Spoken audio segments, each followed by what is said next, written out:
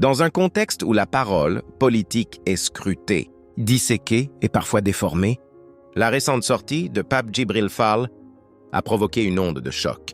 Ces accusations portées contre Continent 221, pourtant réputé pour son travail d'investigation rigoureux, ont été perçues comme une tentative de déstabilisation, voire une stratégie politique pour détourner l'attention de débats essentiels. Mais face à ces attaques, Continent 221 a choisi la voie de la transparence et de la vérité, en répondant en direct avec une fermeté sans précédent.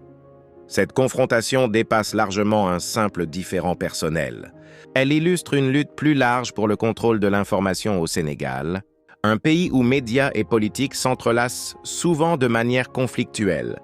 La riposte de Continent 221 est ainsi une démonstration de la puissance d'un journalisme indépendant qui refuse les compromissions et les manipulations.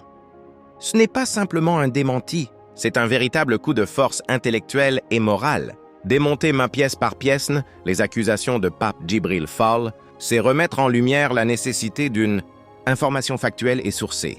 Continent 221 s'appuie sur des documents précis, des preuves tangibles et surtout, sur la cohérence de son discours.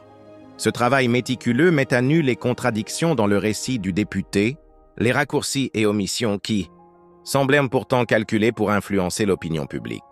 Sur le plan politique, cette bataille médiatique reflète des enjeux de pouvoir sous-jacents.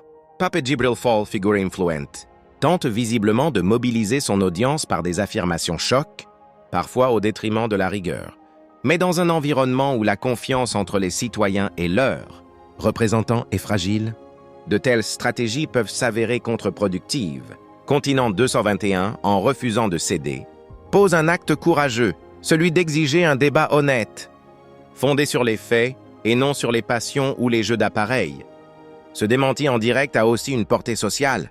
Il interpelle tous les Sénégalais sur leurs responsabilités en tant que citoyens et consommateurs d'informations. Dans un monde saturé de fake news et de désinformation, il rappelle l'importance cruciale d'un journalisme indépendant et d'une vigilance collective. Continent 221 montre ainsi qu'il est possible de résister aux pressions, de dénoncer les manipulations et d'élever le débat public. Enfin, cette confrontation expose une vérité universelle, la force des mots et des idées dans la bataille politique et médiatique. Ce n'est pas seulement une guerre d'arguments, mais un combat pour l'intégrité, la justice et la démocratie. Par sa réponse ferme et documentée, invite à ne pas se laisser berner par les discours simplistes, à exiger des comptes et à défendre une information de qualité. Pour conclure, ce démenti public, violent et précis, marque une étape importante dans la lutte pour la vérité au Sénégal. Il rappelle que derrière chaque accusation, chaque polémique, se cache un enjeu profond, celui du respect des institutions, de la parole publique et de la confiance entre gouvernés et gouvernants.